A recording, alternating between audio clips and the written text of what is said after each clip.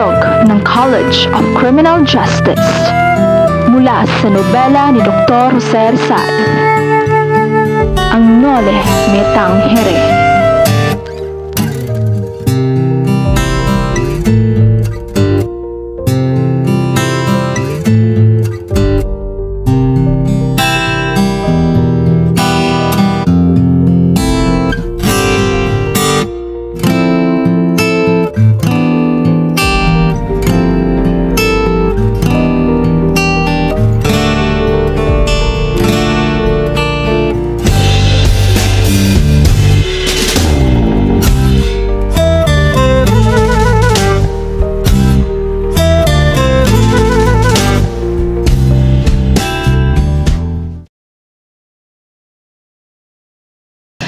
Kaakbay ni Kapitan Tiago ang isang binatang luksang-luksa ang kasuotan.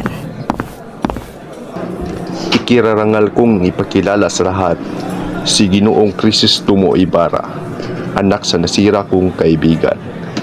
Kadarating lamang niya buhat sa 7 taong pag-aaral sa Europa. Aba, ang kura sa aking bayan at matalik na kaibigan ang aking ama. Hindi ka nagkamali, ngunit hindi ko kailanman naging matalik na kaibigan ng iyong ama. Hiyang-hiya na payuko si Ibarra at tumalikod.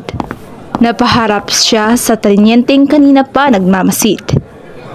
Kayo ang anak ni Ginoong Rafael Ibarra? Salamat at nakarating kayo ng walang sakuna. Nagkaroon po ako ng pagkakataong makilala ang iyong ama. Siya'y kilalang marangal. Ginoo, ang papuri niyo sa aking ama ko'y pumapawi sa aking hinala tungkol sa kanyang pagkamatay.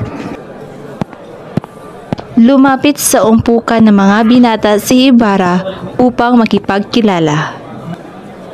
Mga Ginoo, ipahintulot ninyo ipakilala ko ang aking sarili, tulad ng kaugalian sa Alemanya, dahil sa kawalan ng magpapakilala sa akin.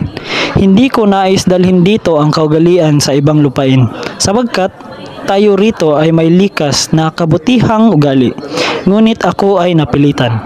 Mga Ginoo, ang aking pangalan ay si Juan Crisostomo Ibarra, I. Magsalin. Isa-isa namang nagpapakilala ang mga nasa umpukan at namumukhaan ni Ibarra ang isang makata roon.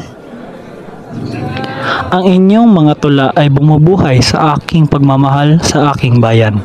Ano ang sanhi ng hindi ninyo pagsulat? Ang isipan ko'y ayaw kumilala at magsinungaling. May isang makatang tumula sa katotohanan at siya'y pinag-usi. Pagkatapos na pagkikipag-usap ni Ibarra sa Makata, siya'y lumayo at lumapit naman sa kanya si Kapitan Tinong. Ginoo, ako'y si Kapitan Tinong, kaibigan ni Kapitan Tiago at matalik na kakilala ng iyong ama. Maaari po bang makasalo namin kayo sa isang pananghalian bukas? Salamat po, ngunit uuwi na po ako bukas sa San Diego.